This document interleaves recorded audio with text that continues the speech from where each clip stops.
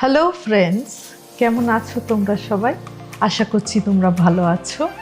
তোমরা আমাকে দেখছো আমার চ্যানেল প্রত্যুষা রোজলিন।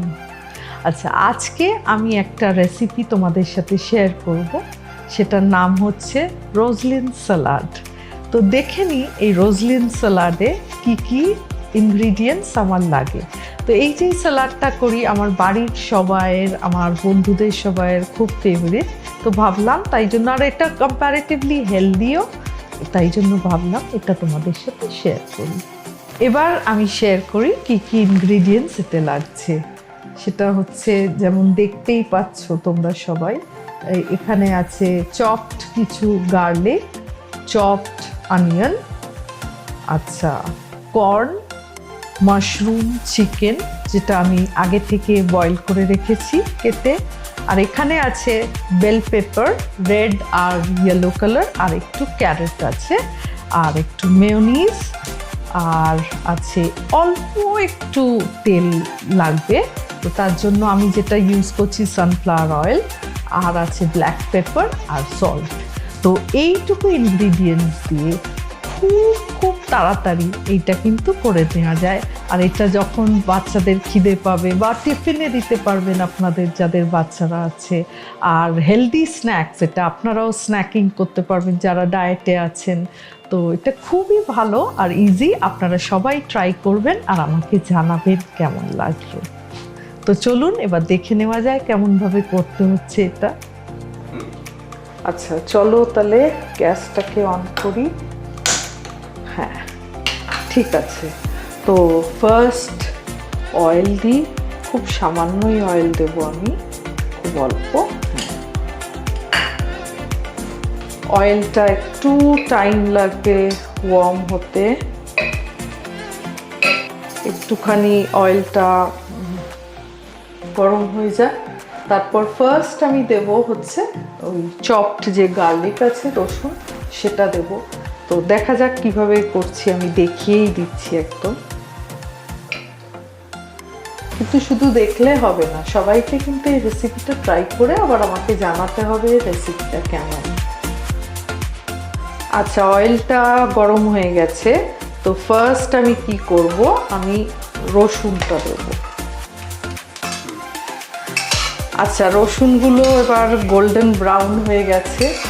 কি ভালো লাগে আমার এই রসুনের গন্ধটা, কি বলবো। এবার একটু এই চপড অনিয়নটা দিয়ে দিচ্ছি। এগুলো একটুখানি ভাজা ভাজা হবে। আচ্ছা, এই পেঁয়াজটা অলরেডি ব্রাউন হয়ে গেছে, পেঁয়াজটা অলরেডি ব্রাউনিশ হয়ে গেছে।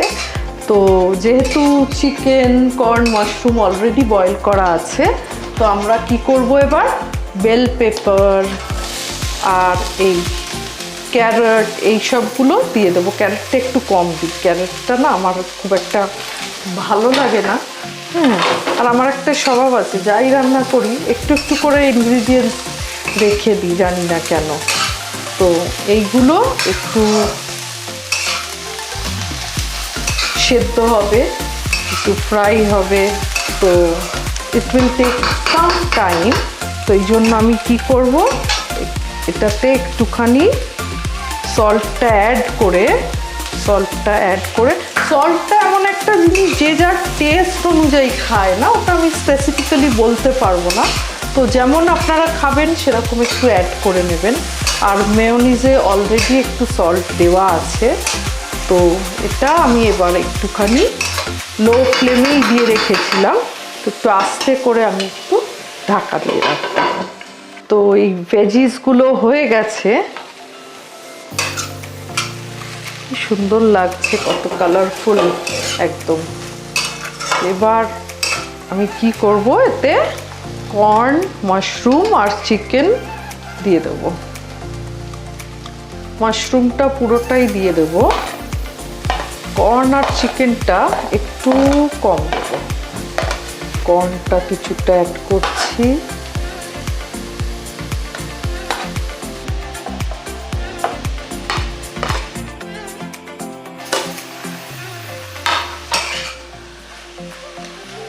অলমোস্ট এটা হয়েই গেছে। এতে আরেকটু আমি সল্ট অ্যাড করব আর ব্ল্যাক পেপার অ্যাড করব। তো আচ্ছা, এতে আরেকটু সল্ট দিচ্ছি আর অল্প ব্ল্যাক পেপার দিচ্ছি। অলমোস্ট হয়েই গেছে, কিছুক্ষণ আর একটু এটাকে। তো এবার আমি এটা ফ্লেমটা বন্ধ করে দিচ্ছি, বন্ধ করে মেয়োনিজটা অ্যাড করব।